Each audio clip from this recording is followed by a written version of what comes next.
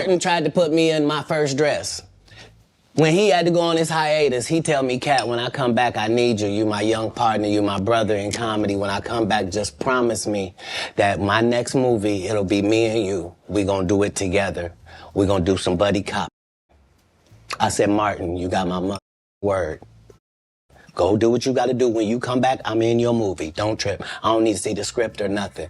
You know, we get in that office and this fool pull out Big Mama's House 2. I almost died. Just 1 week into 2024 and Katt Williams has already broke the internet. Not only will his appearance on Shannon Sharpe's podcast go down as one of the best of 2024, but possibly the greatest podcast appearance of all time. It already has over 30 million views. Exposing everyone from Epstein to Chris Tucker, calling out people like Steve Harvey, Cedric the Entertainer, Kevin Hart, Ludacris, Diddy, and even Joe Rogan, saying he's been pushing the same 6 unfunny comedians for years. We'll get into all of that, but first, let's get into the moments where Katt exposes the conspiracy that Hollywood has an agenda to put black men in dresses. I almost died. And I gotta read this script from all these good white people. Where this nigga want me to get in a dress with him. And I'm literally saying to everybody, why is he in a dress again? You already played the old lady as an FBI agent. We can play anything now. We can be playing a dog catcher this time. Why do we need to be in a dress? And I get so mad, I say, you don't want me. You want Brandon T. Jackson. And that's who they went and got. If you Google Brandon T. Jackson in a dress, one of the main articles that comes up was from 4 years ago and has a headline that reads, Katt Williams tried to warn me. Brandon T. Jackson says wearing a dress with Martin Lawrence killed his career. What's interesting to me is that Martin seems to be a key figure when it comes to getting his co-stars to wearing dresses. When Dave went on Oprah, he said, I'm a conspiracy theorist to a degree. I can connect the dots that maybe we shouldn't connect. But certain dots, like when I see that they put every black man in the movies in a dress at some point in their careers. Why all these brothers gotta wear a dress? This happened to me. I'm doing a movie with Martin. Yeah. The movie's going good. So I walk in a trailer. I'm like, man, this must be the wrong trailer because there's a dress in here.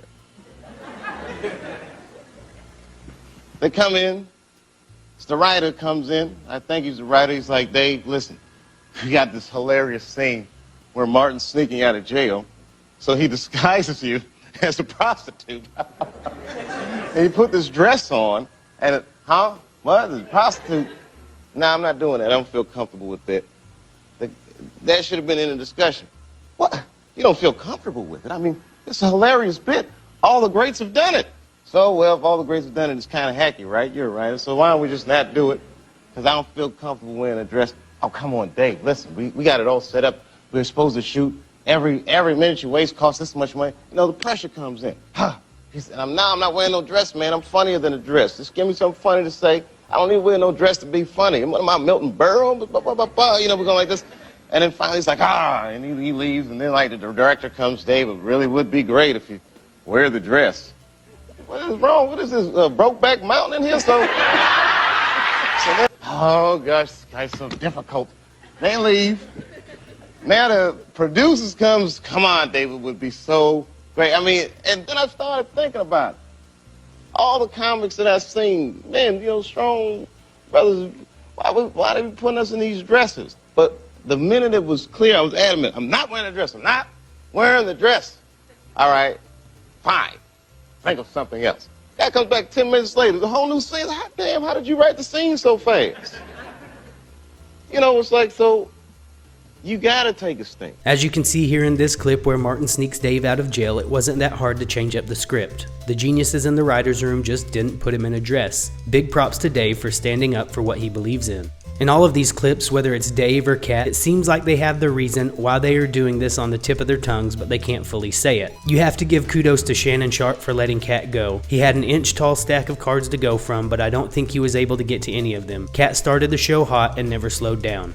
It had to be hard to sit back and try not to steer the conversation like a regular interview, because Katt is not a regular interview. You want Brandon T. Jackson, and that's who they went and got. Twice I said it, they went and got him. Just like I'm telling you, I had that other dude's work, I had all of it. All I did was say, I want to punch it up so it's not offensive to real niggas, and that's how I got in this position.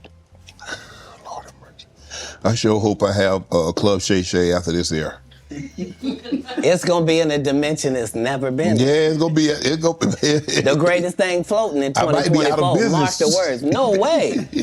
In a whole different realm of business. Oprah coming next. Once I establish this as a place of truth. Yeah. Oh yeah. Watch. God's people ain't that few. It's hilarious to see Shannon's reaction to what Katt is saying. He truly thinks his show is going to get canceled after this. Leading up to Katt, his show was getting steady numbers, but nothing like 30 million views in 3 days. That's Oliver Anthony Richmond numbers. Look what it did for him. Now take Shannon Sharpe, a man who has already established himself in the media and sports over the last 3 decades. He may be on the way to having his podcast go as big as Joe Rogan's. Katt's right though, the show isn't going to get canceled, it's going to go in a whole different dimension. In this next clip, Katt says that he and Ludacris were invited to an Illuminati meeting and one of them was going to be chosen to get 20 movies and $200 million. And at the end, he brings up the dresses again, but this time he calls out Kevin Hart. You related to Luda? No, so there was a crossroads where we were both invited to an Illuminati thing, and it had to be one or the other of us, and decisions had to be made. So it was both of us, we were equal. One of us had to cut off all their hair and couldn't do the sideburn thing no more with the points. And the next person they said was going to get $200 million because they were going to pay him $10 million a movie to do 20 movies. And that's how the conversation happened. One of those persons turned out to be Ludacris, and the other person turned out to be Katt Williams. Now, one person ended up with a light-skinned, ugly-faced wife that's never done a... Remember I told you that if I say that, it applied to 7 people? Yes. It's part of what they give you. Okay? I didn't get it. I'm not mad about it. How much money they give? 200. Sir, Fast and Furious is on what number right 10. now? 200 million. I might need to get me one of the more women look the same. That's what they all end up saying at the end of the day. Kevin told you he wasn't gonna wear no dress until they offered him the dress, and then he put it on. And what did he say after he wore it? I made my own decision. Duh. But you didn't make it before they brought it up, did you? Shannon Sharpe is hilarious. Says for $200 million, he may need to go and get one of those women. Katt is talking about the skit Kevin Hart did on SNL 10 years ago where the gag is that he, or she, is the new pope and it's Hart in a dress. Katt hinting that it's hypocritical because Hart said in an interview with Blacktree that he has boundaries. Dave Chappelle, another great comedian, said that, in the industry, they tried to make him wear a dress. Have you ever ran into that with scripts and is there something that, you wouldn't do, for I definitely haven't ran into to put on the dress. I mean, you have to have boundaries. You have to have limits that you refuse to cross. For me, I know what they are. They've yet to been challenged, so I don't have to speak on them. I was asked to dribble a basketball on the talk show this morning. You look said good no to doing that. Not that was a dress, but I was like, no, I'm gonna look stupid. At the end of the day, you got to know that you're a brand. I'm a brand. You need to protect your brand at all times. When people on Twitter called him out for wearing a dress on SNL, he had a mini freak out and let the trolls get the best of him. Most people don't see the dress thing as a big deal, but there's a large group that think it's done for nefarious reasons. The top comment on Hart's SNL video says this was purely an initiation ritual because the skit itself isn't funny. Patrice explained it better than anyone. Dude, or just people Will Smith has been famous forever. For 15 years. Probably longer. He does what he's supposed to do. And I'm not saying whatever. I'm just saying you just don't do 7 pounds. Patrice, stay on top. Let me play the other side of that because I'm sure a couple people would say this. Shit. A few people would say it's because he's that talented. Nobody's that talented. Let me tell you something. That's what I thought you were saying. And honestly, Let me tell you something. I agree with you. The game we're in is like jail. You gotta be. There's no rogue, lonely gunslinger guy in Hollywood. There's no I do it myself and nobody for me. Do it my way. My way. It ain't none of that. You got to be affiliated. Like if you go to prison, you can't go in there and go, hey, I'm just going to read my gun books and, I'm just going to chill out. You got to join something. Think that, obviously. This business is the beast. and it eats everybody and shits them out. But here's what's funny about the beast. It's a never-ending line of people who want to get in the mouth and get chewed up and shit out. Why is that? It's because when you get in the belly, you get $2 million a week. And when you get shit out, you're a pile back there, and you have the option to go get back in line and wait to go get back in the beast and get eaten and shit out. And we line hilarious. To me, what all these guys who speak out about this are saying is, it's an effort to emasculate black men in film and TV, and those who go along with it are guaranteed success. Those who don't, like Dave Chappelle or Katt Williams, have to fight for themselves. Whatever the reason, there does seem to be a pretty clear pattern of this happening. After the SNL skit in 2014, Hart's career blew up. He got a Will Ferrell movie, and then 5 to 6 movies per year since then. Now he's raking in 20 to 30 million for movies like Jumanji. To set up this next clip, Ricky Smiley was on Shannon Sharpe's podcast 10 months ago. Says that he was supposed to play the role of Money Mike on Friday After the Next, which was an outright lie according to Katt. Here he is explaining what happened and then calls out Tyler Perry. 35 members of the cast and crew have never brought up that Ricky Smiley was gonna play Money Mike. No one ever saw me put on a Santa Claus suit. We got a wardrobe department. They made a Santa Claus suit for me. Why that wasn't in the bloopers? Why? And here's the other thing. Everything that Money Mike said, Katt Williams wrote. So what Ricky Smiley say on his? You can't say my lines, I wrote them. That's how I already know that I'm gonna be funnier than you. What he told everybody was, Katt Williams, and don't nobody know who he is. I'm on the radio. I'm with Steve and Said. Everybody know me. That's what he told everybody that would listen to on the set. That's the truth of the matter. He was so egregious, not now, then. He was so egregious that, and Hollywood has never heard this in 100 years. He was so egregious, I put in my contract that I won't work with Ricky Smiley again unless he's in a dress. Now, what was Ricky Smiley's next movie? Was it First Sunday? Did he wear a dress in it? You bet he did. It's in my contract. Why would you put that in your contract, Katt? That's where he's a believable actor. Him and Tyler Perry can't play a man to save their life.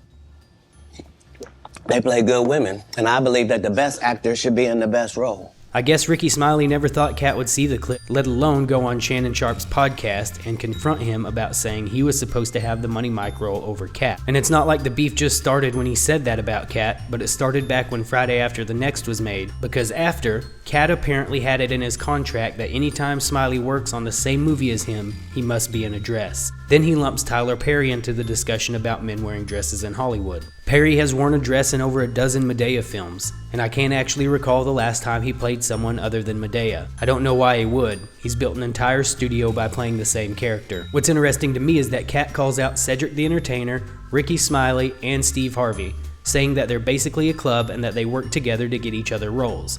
But it doesn't seem like Katt was ever in that club. It reminds me of Joe Rogan and his gang of comedians, who Katt also calls out. If you were a comedian that cussed, you were ridiculed by the mainstream comedy geist. That would be like me being on Joe Rogan. Joe don't want me on there. I need to be on Shannon. Joe got 6 comedians that never been funny. He want to push out.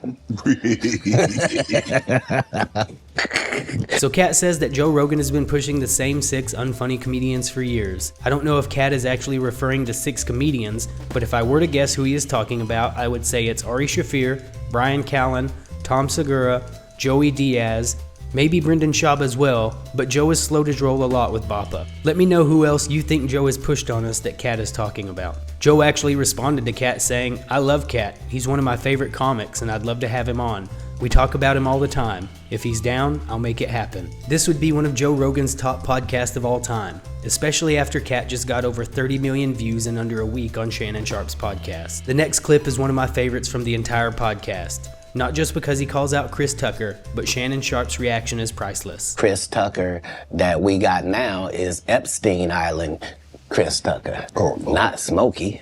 Oh, Lord have mercy. Whew. If I didn't know no better, I'd tell you he's the greatest. I don't care what you say. Chris was allowed to make the decision. At the time that this is happening, Katt Williams is known for smoking weed. Willie Nelson is known for smoking weed. Right. Snoop's known for smoking weed, but none of us is really known except Willie. And I'm saying, Chris Tucker didn't want to be the poster child for smoking weed. He don't smoke weed like that. Right. He in the church. He Michael Jackson's best friend. Christmas. Michael Jackson called him Christmas. You ever met a man that gave you a little nickname like that? No. Me neither.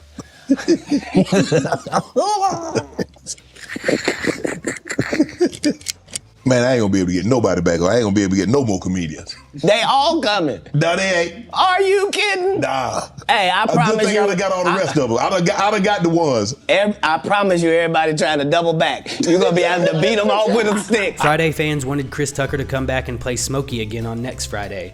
But Tucker wanted to protect his image and not align himself with people who smoke. What's funny about this is that he may have made money then by not taking that route, but people don't care. Weed is practically legal now. Instead, he chose to play the role of someone who is in church and does the right thing. But now it turns out, he was listed as someone who visited Epstein Island. I think Katt wanted to point that out because of the blatant dishonesty by actors in Hollywood, claiming to be a certain kind of person for the money, but behind the scenes, he's worse than the persona he was avoiding playing. There was so much more to this episode that was truly amazing to watch. If you haven't watched it yet, I highly suggest you do. Please leave a comment, and if you liked it, please leave a like.